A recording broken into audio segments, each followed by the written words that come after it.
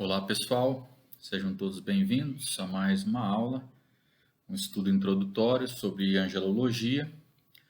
Nós que já estamos caminhando um pouco sobre esse assunto.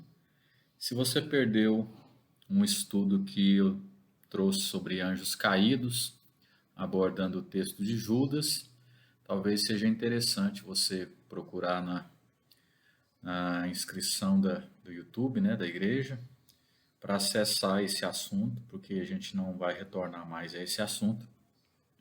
Eu queria trabalhar um pouco hoje sobre o estudo bíblico.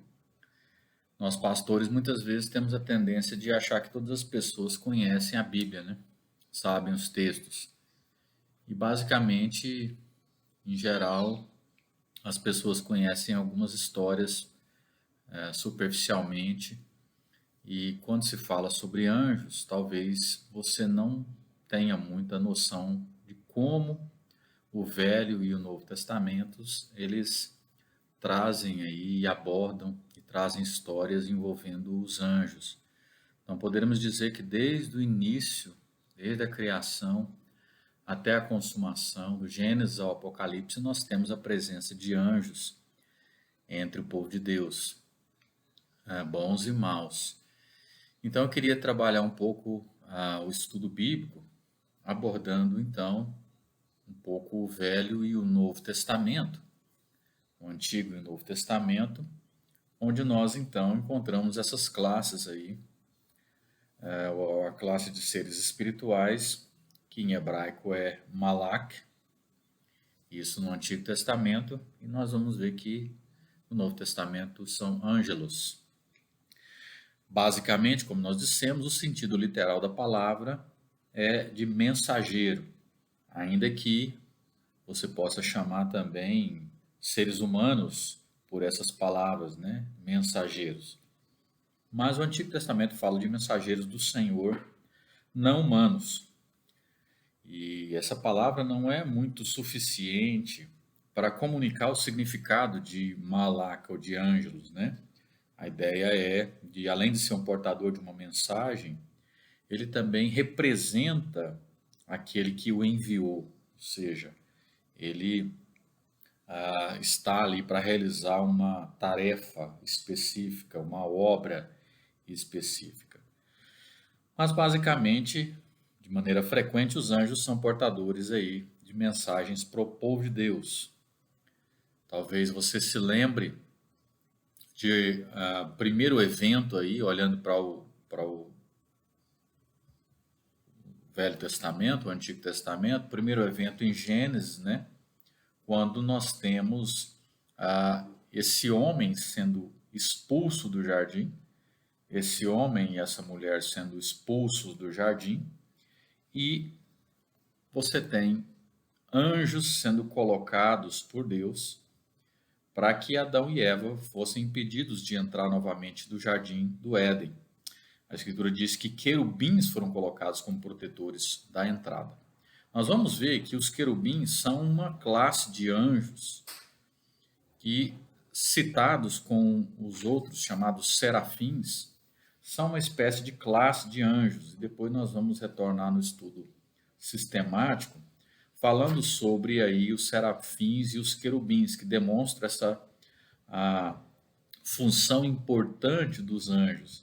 E aí, inicialmente, então, os primeiros anjos que aparecem são querubins. Depois nós vamos falar um pouco mais sobre eles. Talvez você se lembre que as imagens dos querubins, elas foram usadas como ornamento no tabernáculo, né? E depois, mais tarde, também no templo. Então, são anjos que foram colocados ali. A gente vai posteriormente falar dessa classe de anjos colocados quando esse homem e a mulher foram expulsos.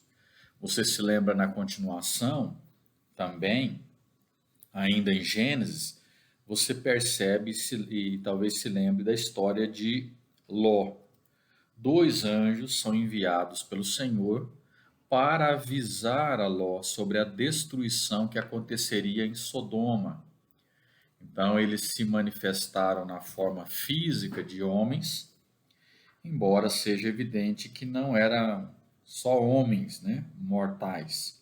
porque nós vemos que eles têm o poder de ferir com cegueira os homens que quiseram atacá-los.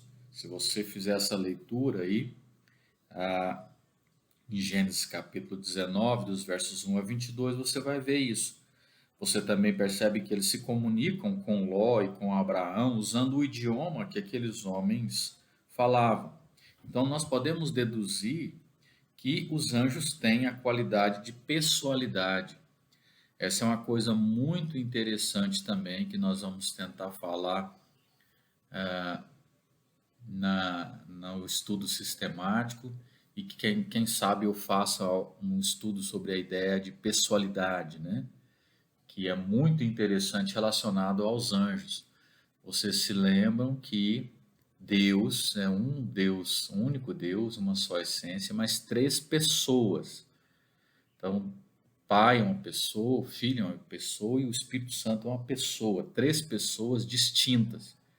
Você sabe também que nós somos pessoas e os anjos também são pessoas. É lógico que não como nós somos, também não como Deus é, mas eles são dotados dessa qualidade de pessoalidade. Depois nós vamos abordar isso posteriormente. Bom, quando você olha para Israel, você vê também, você pode ler esses textos que estão aí, anjos acompanhando o povo de Israel durante o êxodo e também aparecendo em muitos momentos-chave da história do povo de Deus no Antigo Testamento. Então, esses textos mostram anjos servindo como protetores do povo de Deus contra os seus inimigos. É evidente esse poder desses anjos quando lemos esses textos e também o fato de que eles trabalham nos bastidores da providência de Deus. Nós vamos ver que eles estão relacionados à providência especial, ou seja, nem sempre Deus vai usá-los ao nosso favor, ou seja, nem tudo que acontece está relacionado a ações de anjos. Isso está dentro da providência geral de Deus. Mas, na providência especial, Deus, de forma especial, em determinados momentos, ele usa e ele usou ao favor do povo de Deus durante toda a história bíblica e até os dias de hoje, ele usou anjos. Então, isso é algo também evidente que nós podemos notar. Depois faço uma leitura desses textos aí, que eu acho que é importante para o conhecimento e o crescimento. Bom, Daniel, além de textos que nós vamos ter em crônicas, nos salmos, que a gente vai falar posteriormente sobre os anjos louvando a Deus, querubins e serafins louvando a Deus, os exércitos dos anjos, né, louvando a Deus, são seres também para esse louvor, né, são adoradores do Senhor, né, no Santo dos Santos celestial, visto que o salmista fala, louvai todos os seus anjos, né, Salmo 148, verso 2, o próprio Davi disse dos anjos, bendizei ao Senhor todos os seus anjos, bendizei ao Senhor todos os seus exércitos, né, Salmo 103, verso 20 e 21. Então, esses valorosos em poder são seres tremendos, mas submissos à autoridade de Deus. Ou seja, eles obedecem à palavra de Deus e executam as suas ordens. É lógico que nós vamos falar sobre Satanás e sobre os anjos maus que não obedecem à palavra de Deus. Então, quando você olha para o profeta Daniel, você vê que o profeta encontrou anjos que trouxeram mensagens do Senhor. Por exemplo, anjos que foram usados para salvá-lo dos leões na cova. Então, esses anjos nem sempre se mostraram como a aparência de seres humanos, mas muitas vezes sim. Um exemplo interessante é esse, que é a aparição de Gabriel, que vai entrar numa categoria aí, numa classe considerada de arcanjos, né? Depois nós vamos falar sobre isso no estudo sistemático, mas nós vamos falar olhando para Daniel, nós vamos falar então de duas figuras que aparecem aí, além desses querubins e serafins, nós temos Gabriel e Miguel que vão aparecer aí no livro de Daniel mais claramente. Então, nessa aparição, o que nós percebemos é que quando Daniel encontra o anjo Gabriel, que apareceu para explicar a ele o conteúdo de uma visão, quando ele viu o anjo, Daniel ficou apavorado e desmaiou, é o que o texto está dizendo. Se você ler esse texto, você vai perceber que a Gabriel aparece, quando se aproxima de Daniel, ele fica aterrorizado e ele cai prostrado, né? Então você percebe que nem sempre os anjos se mostram com a aparência de seres humanos. O capítulo 10, Daniel descreve um anjo na forma de um homem vestido de linho, cujos ombros estavam cingidos de ouro puro, o corpo era como berilo, então ele fala os braços brilhando, né, como bronze polido, a voz como estrondo de muita gente. Então essa linguagem mostra a glória e a santidade dos anjos. Não é de admirar então que esse anjo dissesse para Daniel não temer, né, porque ele estava com uma aparência diferente. Um outro texto que traz sobre isso dentro do próprio livro de Daniel, acho que passou errado, deixa eu tentar voltar aqui, é o texto do capítulo 10, né? O capítulo 10, o verso 13, onde nós temos aí a evidência de que existem outros poderes que se opõem aos anjos de Deus. Essa narrativa introduz então uma outra figura aqui, Miguel, que é um dos primeiros príncipes, como o texto diz, um dos príncipes supremos. Esse evento mostra a existência de uma luta no mundo espiritual entre esses poderes espirituais. Alguns seres que têm mais poder do que os outros, mas por fim esses anjos estão a serviço de Deus e não podem ser vencidos. Então eu destaco esse texto aí de Daniel e que trabalha esse aspecto aí da presença de Miguel, e depois o texto vai falar sobre ele sendo resistido, né? Ele enfrentando a resistência do príncipe do reino da Pérsia durante 21 dias. E ele, então, vencendo, né? O anjo vem para ajudar contra o inimigo, estava pedindo dessa mensagem chegar até Daniel. Além dessa presença de Daniel, de Gabriel e de Miguel, nós temos também, de novo, aquela citação que nós falamos, dentro do próprio profeta Isaías, que aí então, junto com a primeira citação de Gênesis 3, que fala sobre os querubins, agora nós temos os serafins.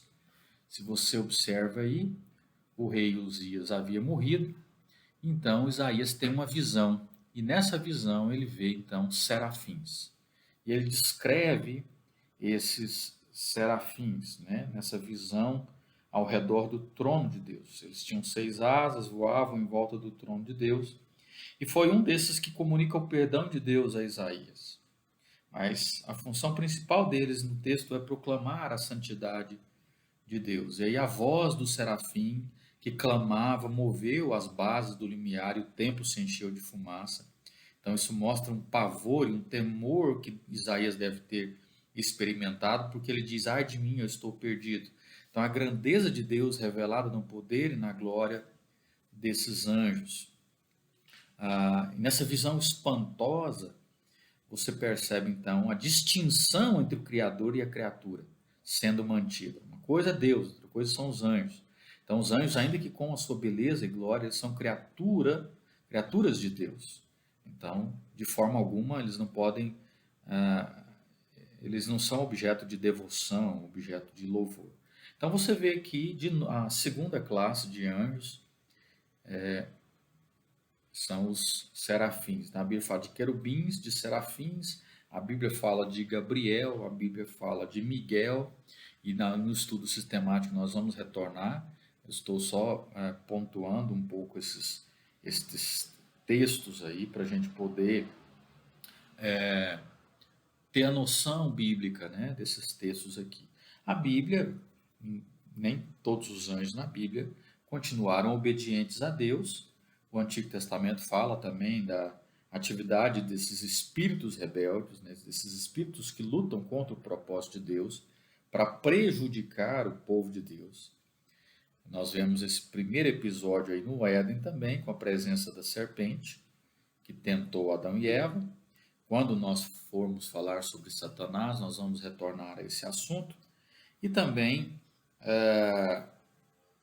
falando posteriormente, nós vamos também falar não só da origem de Satanás, mas também da questão dos outros seres espirituais, né, dos anjos maus. Nós vamos falar também sobre isso também. E sobre proibições também contra qualquer tipo de espiritismo, feitiçaria e adivinhação, que são obras aí, nós vamos ver, de demônios. Então, resumidamente, nós poderíamos falar então sobre esses textos bíblicos. No Novo Testamento, a palavra angelos, né, ela tem o mesmo sentido da palavra malak no Antigo Testamento. O significado literal também é mensageiro, que é a função central dos anjos no Novo Testamento. Se você se lembra, a vida e o ministério de Jesus foram acompanhados pela forte presença de anjos. Você vê de novo o anjo Gabriel, deixa eu tentar puxar aqui. Você vê de novo o anjo Gabriel anunciando a vinda de João Batista ao seu pai, Zacarias. E depois ele vai entregar também a mensagem para Maria sobre o nascimento de Jesus. Então é Gabriel que faz isso, como nós lemos nesse texto aí. Depois ele vai falar para José, avisar José da gravidez de Maria. Você tem isso em Mateus 1:20, esse texto logo abaixo. E mais tarde José recebe de novo a visita de um anjo, avisando sobre a ameaça. É esse texto aqui, Mateus 2:13, né? O anjo avisando José de novo para ele fugir, né? Porque havia uma ameaça contra Jesus. Provavelmente todas essas mensagens tenham sido entregues por Gabriel, que é esse arcanjo mensageiro. Nós vamos ver que Miguel está ligado mais ao aspecto da guerra e Gabriel ao aspecto da mensagem, né, do evangelho, das boas novas. Isso é bem claro.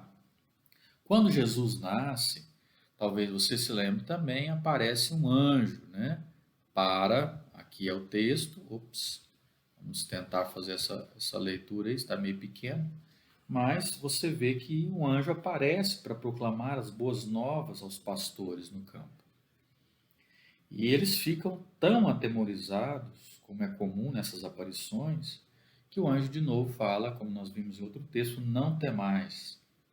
Depois, no verso, esse aí você tem em Lucas 2, de 10 a 15. Se você não consegue ler aí no celular, abra a Bíblia e faça essas leituras. É importante você conhecer esses textos. Esse texto fala que ele aparece com uma multidão da milícia celestial louvando a Deus. Então, vários outros anjos vêm juntos. E vemos aqui as funções desses anjos, né? Sendo claramente expostas, manifestas. Esse serviço como mensageiros do Senhor e também o serviço como aqueles que louvam ao Senhor. E depois deles louvarem a Deus, eles saíram deixando os pastores admirados com o que estava acontecendo. Além desse texto aí, dentro do ministério de Jesus, nós temos aí a tentação, né? Possivelmente você se lembre, e os anjos serviram Jesus nesse posterior a esse jejum de 40 dias, sendo tentado pelo diabo, sofrendo as necessidades, né, impostas a um corpo aí sem alimento. Então, quando o diabo se retira, a Escritura diz que os anjos vieram e serviram Jesus. Os anjos estiveram presentes em momentos chaves na vida de Jesus. E um desses momentos é também a ressurreição, né, de Cristo. Esse é também um momento chave. Eu acho que eu não coloquei esse texto aí da ressurreição, esqueci de colocar esse texto aí. Deixa eu ver. Eu me esqueci de colocar esse texto aí. Mas você pode fazer essa leitura em Mateus 28, de 2 a 4. O texto fala que os anjos testemunharam aos discípulos sobre a ressurreição.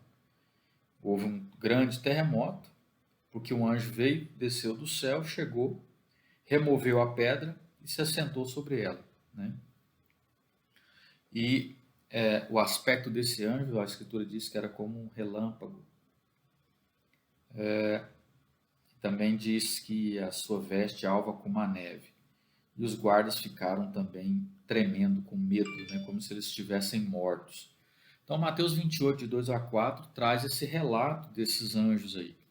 Essa pedra que esse anjo removeu era enorme, mostrando que todos os planos dos homens para evitar que Jesus saísse do mundo não resultariam em nada.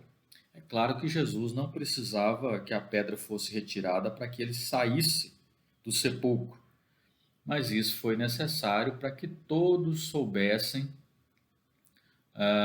que ele havia ressurgido dos mortos, né? Então, o túmulo estava vazio. E a aparição desse anjo tinha o propósito de deixar claro aos soldados que eles estavam diante de um poder sobrenatural. E a resposta é como a de muitos outros, né? Que é, basicamente, eles ficarem em pavor e desmaio, né? E Jesus também destaca, eu esqueci de colocar esse texto também aí, o papel dos anjos na segunda vinda, também ainda em Mateus, onde ele fala que ele virá acompanhado pelos anjos, né? E são anjos que separarão o povo de Deus dos ímpios, de uma a outra extremidade dos céus, como diz Mateus 24, 31.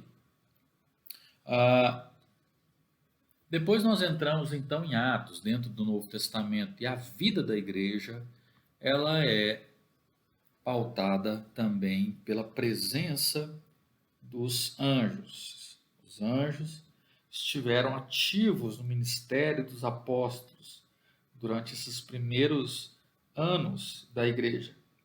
Quando eles foram presos pelo sumo sacerdote, porque eles estavam pregando o evangelho, um anjo, como você lê nesse texto aí de Atos 5, 17 a 20, um anjo os libertou da prisão e deu a eles instrução para que eles voltassem ao templo.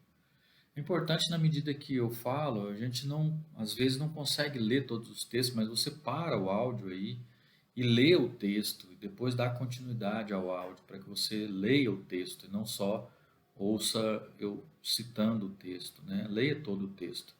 A gente ficar lendo todos esses textos, muitas vezes nós vamos ir para 40 minutos, uma hora, e essa não é o que nós queremos.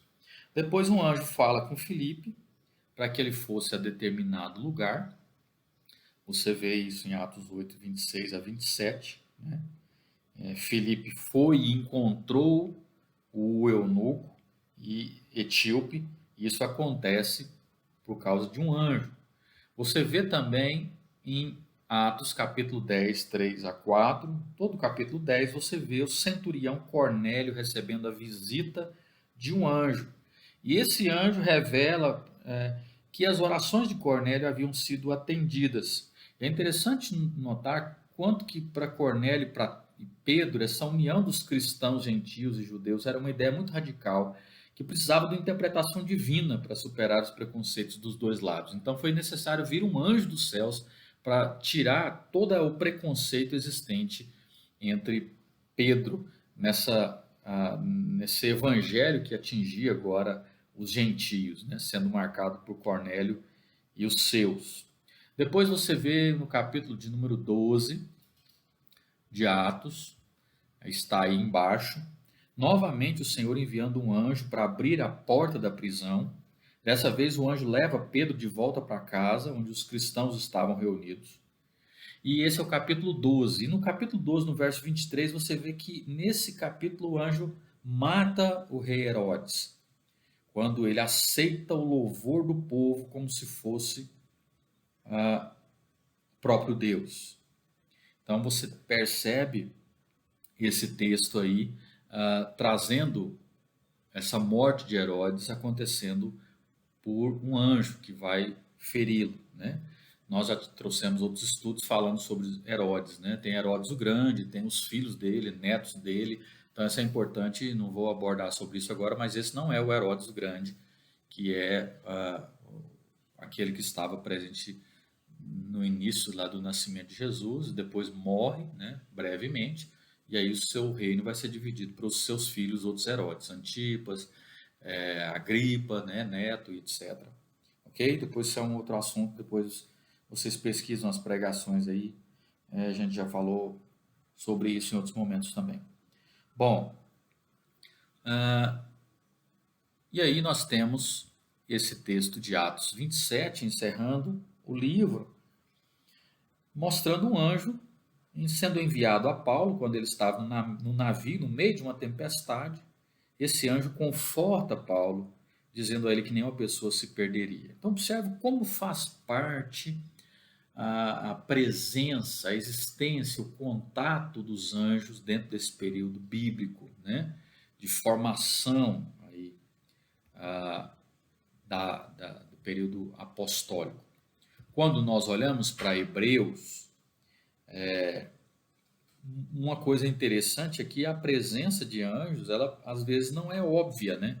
Como o autor de Hebreus diz, que não se esqueçam da hospitalidade, porque praticando a hospitalidade sem saber, alguns acolheram anjos. Então parece que até aquela coisa meio de filme, né? De ficção, que era um anjo que estava ali, a pessoa achava que era um homem, mas era um anjo. Então o próprio autor de Hebreus diz isso, que essa hospitalidade ela é importante porque muitas vezes você, sendo hospitaleiro, né, sendo generoso, você às vezes acha que está fazendo isso para um homem, mas pode ser que seja um anjo, né? A Escritura está dizendo isso, não sou eu.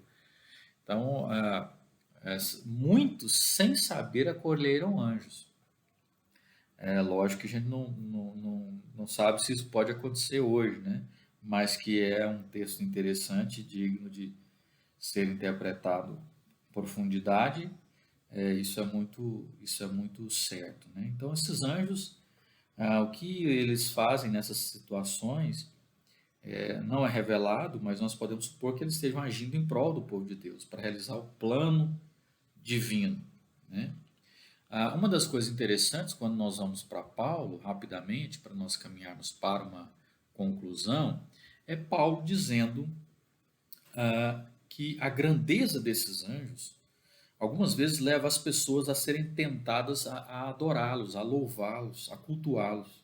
É por isso que Paulo diz que ninguém se faça apto contra vós outros, pretextando humildade e culto dos anjos. Ora, até hoje, nos nossos dias, existem várias religiões que cultuam anjos, que adoram anjos, que veneram anjos. Muitos dentro da igreja primitiva, ou não, a igreja primitiva não, a igreja depois do período primitivo, os pais apostólicos, né, os pais da igreja, muitos chegaram ao culto dos anjos. E é isso que Paulo está condenando. Apesar do seu esplendor, o culto dos anjos é condenado. A gente vê isso que o livro de Apocalipse fala sobre isso, está aí para você ler, no último capítulo. João ouvindo essas coisas, ele se prostra aos pés do anjo, que mostra tudo aquilo que ele estava vendo, aquelas visões todas no livro de Apocalipse, e ele quer adorar esse anjo. O texto diz que o anjo diz: não faça isso, eu sou conservo teu, um dos teus irmãos. Ou seja, adora a Deus, é o que ele está dizendo. Então, apesar do seu esplendor, eles são criaturas de Deus e não devem receber louvor de homens, e eles não aceitam louvor dos homens. É que esse texto também nos diz. Por outro lado, sabemos que existe aí um grupo de anjos que querem louvor dos homens, né? Que é o diabo, os seus demônios. Isso fica evidente na criação, na tentação de Jesus. O próprio diabo encontra Jesus e depois do batismo ele fala que ele oferece os reinos do mundo e em troca ele queria só ser adorado por Jesus. Então, eu vou te dar tudo isso se você prostrado me adorar. Então, essa ousadia mostra, então, esse desejo que é maligno, tanto da parte dos anjos, quanto da parte daqueles que falam que nós devemos cultuá-los, adorar esses anjos. Nós vamos encerrar aqui essa abordagem e depois nós vamos retornar falando um pouco sobre os anjos maus no próximo estudo e falando também sobre de forma implícita e explícita trechos da Bíblia que falam sobre a origem, né, ou a queda de Satanás, ou a criação de Satanás.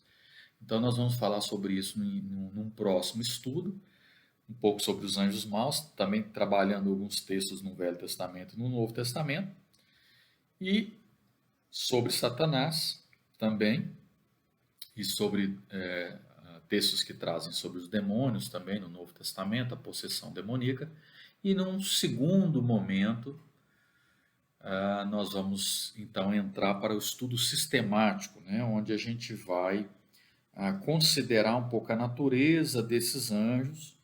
É lógico que as escrituras não dão muitas indicações dessas coisas aí, não temos muita informação, muita coisa é especulação, e especulação é inútil, né?